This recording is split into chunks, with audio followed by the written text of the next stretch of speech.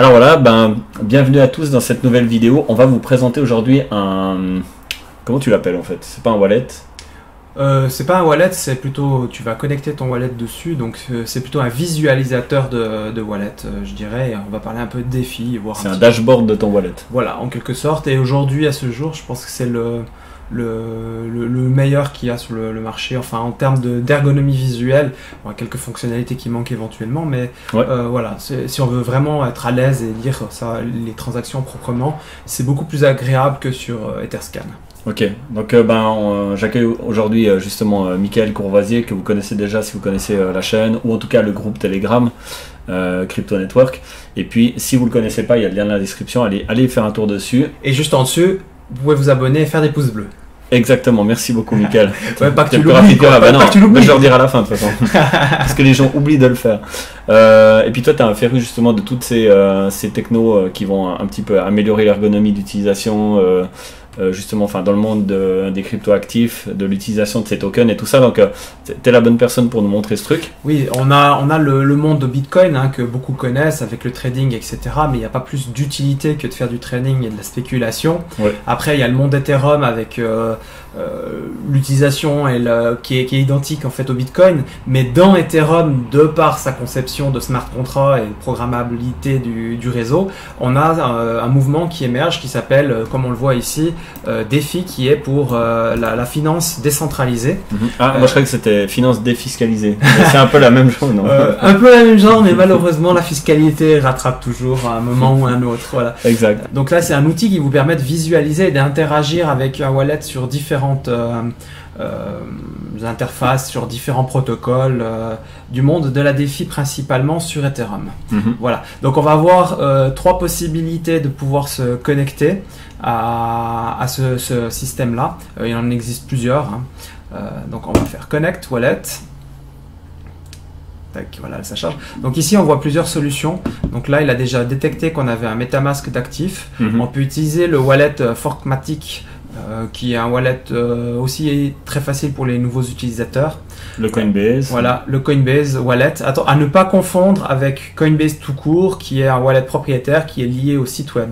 On est d'accord qu'on fait pas que de la visualisation. Par exemple, si je me connais, si je le merge avec Coinbase, je vais pouvoir piloter des opérations. Voilà, mais lui va chaque fois envoyer un signal à l'application et vous devez le valider dans le wallet en question. Si vous ne savez pas faire la différence entre une adresse et un wallet, on a fait une petite vidéo qui viendra avant ou après. Ouais, on ne sait pas encore. On ne sait pas encore, on verra. On verra la motivation. Vous pouvez aussi connecter le Ledger, qui est un hardware wallet qui permet donc de sécuriser ces cryptos. Au jour d'aujourd'hui, c'est un des wallets les plus sécurisés. Il y en a d'autres qui arrivent qui seront encore un peu plus sécurisés, un peu plus complexes à utiliser.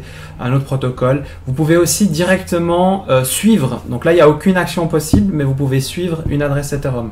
Donc n'importe quelle adresse, on peut venir copier, coller. Visualiser les transactions. Voilà, visualiser juste pour visualiser. Il n'y a aucune action possible depuis là. Et le Connect Wallet. Donc on va déjà commencer par MetaMask. Donc ici, quand on clique dessus, il va prendre l'adresse ici qui est active et il va simplement demander qu'on la connecte. Donc là, il l'affiche, on confirme. Voilà. Et ici, on se retrouve instantanément sur le dashboard avec le résumé des actifs que l'on possède au jour d'aujourd'hui, ici. Vous pouvez changer ici pour voir les derniers prix. Par exemple, ici, on voit qu'à 10 centimes. Là, on voit que c'est 400 $, etc. Donc on peut suivre un petit peu l'évolution des prix. Vous avez les graphiques aussi ici, que vous pouvez vous amuser à swapper. On voit que tu as une belle évolution de ton wallet. Oui, alors c'est la valeur. Maintenant, est-ce que c'est une valeur stable? Pas forcément, parce que ça veut dire qu'on a peut-être rajouté de l'argent, on a peut-être acheté des Ethers, on a peut-être envoyé. Et donc c'est ta valeur aujourd'hui de 7000 approximatif, et on voit que toi tu as envoyé, si je dis pas de bêtises, pour 2000 et quelques de valeur. Alors je ne sais pas exactement là-dessus comment il le calcule, mais il me semble que d'après ce que j'ai compris, oui, les actifs ont été déposés pour à peu près une valeur de 2200 et aujourd'hui, à l'heure actuelle, il vaudrait 7500 $ à peu près. Ouais. Voilà, après, il faut toujours voir avec les entrées, sorties, comment est fait le calcul et ce que vous avez fait, parce que peut-être que j'ai fait un retrait pour aller dans une autre application. Puis du coup, lui, il le déduit alors que cette valeur-là, on l'a réellement achetée. Ouais. Mais logiquement, ce qu'il y a sur le wallet, ce qu'il voit lui, il voit une valeur achetée à ce prix-là et actuellement, ça vaudrait ça. Voilà. Donc, ce qui est intéressant ici, c'est la visualisation dans ce wallet. On a une visualisation qui est assez claire, assez propre. Assez épuré, mais surtout c'est les transactions parce que très souvent c'est assez compliqué à voir ce qui se passe sur un wallet.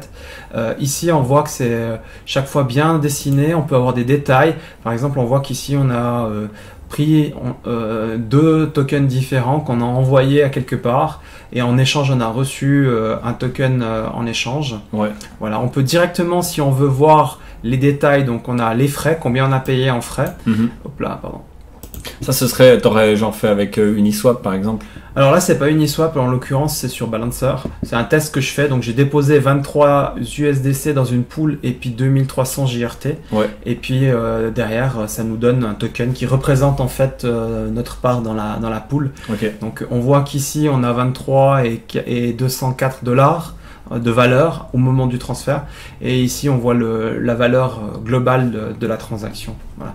Et si on veut vraiment voir les détails tout en finesse mais beaucoup moins lisible, on peut cliquer ici directement. Ça on nous les voit ouvre sur Etherscan. Etherscan avec tous les différentes transactions qu'il peut y avoir, etc. Puis il y a les scanners, mais c'est pas l'objet de cette vidéo. Non, c'était vraiment de présenter l'interface. Voilà, l'interface, exactement. Donc là, on peut voir tout ce qui se passe sur le wallet. C'est beaucoup plus facile à lire. On a aussi les destinations. Hein.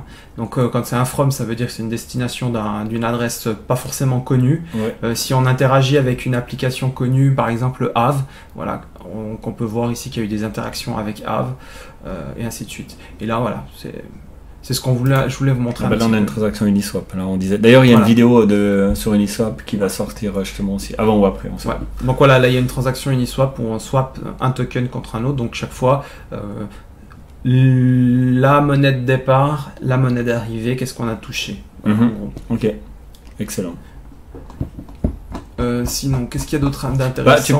Tu peux échanger des cryptos direct dessus, tu m'as dit. Voilà, tu exactement. peux swapper direct. On peut directement swapper ici dessus. À savoir qu'il y a d'autres systèmes comme ça, même des wallets comme par exemple Exodus qui permettent de faire aussi. Voilà, il y a Exodus, il y a enfin quasiment tous les wallets aujourd'hui proposent leur propre exchange. Il faut savoir qu'ils prennent derrière des fees.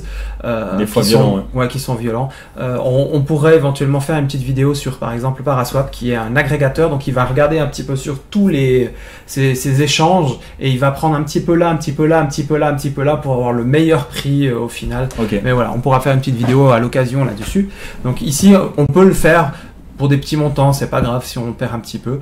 Ce qui est aussi intéressant sur cette application, c'est la partie pool. Donc si vous déposez des tokens sur Uniswap pour donner de la liquidité, ça on rentrera un petit peu plus en détail dans une autre vidéo. On peut les suivre ici. Voilà, on peut suivre en fait l'évolution ici. On a 2 chiffres. Donc là, on a le chiffre qui correspond à la pool de liquidité. Donc aujourd'hui, la valeur de la pool de liquidité, donc ce que j'ai déposé, ça vaut ça. Et si j'avais gardé la même quantité de tokens dans le wallet, aujourd'hui, ça vaudrait ça. Donc là, on voit qu'en l'occurrence, pour une pool de liquidité Ethereum DAI, on a fait 45% de bénéfices voilà, en quelques mois. Voilà. Et on a la même chose ici pour USDC, donc là on voit que c'est tout de suite un petit peu moins intéressant puisqu'on est à 14%. C'est quand même intéressant. Mais comparé du 45, voilà. Ouais, c'est clair. Et là, ils nous mettent un petit résumé entre Bancor et Uniswap, donc qui sont un peu les concurrents l'un de l'autre. C'est calculé sur quoi, une année ou sur depuis le moment? Non, c'est depuis le moment où on dépose. Ça fait combien de temps? Ça c'est une bonne question, ça fait quelques mois. Peut-être tu peux voir. Je sais pas si je vois ici s'il y a quelque chose. Non. Peut-être que si je vais regarder dans l'historique. Mais c'est quoi? C'est genre 2 mois ou c'est genre 10 mois? On va voir. Voilà, ici. Donc pour la paire ETH USDC, donc on voit que c'était au mois d'avril, le 23 avril. Putain, 45%. Non, là-dessus j'ai 14%. Ah oui. Et l'autre, donc c'est celui-ci ici, j'ai fait 45% de bénéfices et on était le même jour en fait. Putain. Voilà. Ouais. Donc en l'espace de maintenant 2 mois, un petit peu plus. Voilà, 45% de bénéfices. Donc ça dépend beaucoup des pools, si elles sont beaucoup utilisées ou pas. Mais voilà, ça c'est un détail qu'on fera dans une vidéo, mais c'est assez intéressant. Mais on peut le retrouver ici. Ouais. Voilà, c'est une des seules applications que j'ai trouvées jusqu'à maintenant qui est vraiment claire à ce niveau-là, où on peut facilement voir est-ce que ça valait la peine ou pas de... Qui mise beaucoup sur le swap farming, je sais pas comment tu appelles ça, mais le fait d'alimenter des pools en fait pour donner de la liquidité, tu pourrais tout suivre ici. Si tu en as 125, c'est hyper pratique. Ouais. Par contre, il faut faire très attention. On va pas rentrer dans les détails mais il faut faire très attention quand on fait des dépôts dans les pools de liquidité, parce qu'en majorité du temps, on est perdant, sauf si on sort à un moment qui est favorable. Ouais. Ça, on rentrera en détail, Ouais. puisqu'on est avec des valeurs qui peuvent fortement fluctuer. Aujourd'hui, je suis à 45% de bénéfices, demain, je suis peut-être à moins 13%. Voilà. Ah ouais, Parce ok. que c'est quand même lié à la valeur d'Ethereum et du DAI. Oui, Donc la fluctuation entre les deux, les proportions qu'on peut avoir entre les deux, potentiellement on peut avoir des pertes. C'est pour ça que ce genre d'outil est très intéressant, parce que ça veut dire que si maintenant j'aurais besoin de retirer une partie de la liquidité que j'ai déposée, ben là je peux voir que je suis en positif, donc je peux retirer, je suis tranquille, je sais Ok. que je suis en bénéfice. Mais je ferai quand même un double check pour être sûr Ouais. du coup. ok. Voilà. Après vous pouvez aussi faire des emprunts ici sur Borrow. Bon là ça a bien changé. Donc ça va chercher sur Compound. Mais ça c'est peut-être plus simple d'aller directement sur le Mhm, système oui. en question parfois. Voilà. Mais tu pourrais suivre ton emprunt, enfin il resterait indiqué. Exactement. Alors on va vous montrer maintenant une façon de se connecter qui est le Wallet Connect. Qui est un protocole qui permet de connecter un wallet mobile ou même un wallet d'ordinateur via une caméra. Il faut juste pouvoir un appareil qui puisse scanner un code QR. Ouais, donc en gros là il faudrait que je prenne. Voilà, tu pourrais prendre ta caméra et puis le connecter. Donc ici, on a un code QR en fait qui contient des informations pour le protocole Wallet Connect qui va permettre de connecter l'application Zerion à mon wallet. Donc là, en l'occurrence, c'est Trust Wallet. Donc je vais dans Wallet Connect, je scanne le code QR. Ici, il me demande donc de valider, d'autoriser la connexion. Donc je l'approuve instantanément. On est connecté sur notre Zerion. Et ici, on trouve notre adresse avec les différents. Donc là, on voit les Real Tokens. Donc vous pouvez voir un petit peu ce que je possède chez Realty comme token. Ouais. Voilà. Et puis pareil ici, si on va, on a les pools de liquidité. Donc on voit ici. Alors là, c'est très intéressant parce qu'on a des valeurs qui sont différentes. Comme les Real Tokens, c'est des tokens avec moins de liquidité, il y a moins d'échanges, donc moins de frais et potentiellement, on gagne moins de bonus là-dessus. Et du coup, on voit qu'ici, sur cette paire-là, je suis perdant par rapport à si j'avais gardé la même valeur. Donc ici, j'aurais été à moins 17 par rapport au moment. Donc ça veut dire probablement que l'Ether est plus bas qu'au moment où je l'ai mis. Mais ici, je suis déjà à moins 223, moins 2,3%. Donc c'est ce que j'expliquais, c'est que ça peut varier voilà. En fonction du moment, etc. où vous rentrez et du moment où vous sortez. Donc potentiellement ici, il faudrait pas sortir. Si ici j'avais gardé, là je serais en dessous, mais là apparemment avec les frais, ça a compensé en fait la perte de la valeur d'Ethereum. Voilà. Donc là on peut voir les différentes choses, c'est un peu le même principe avec les histoires. Alors ici vous allez voir mes loyers qui rentrent tous les jours.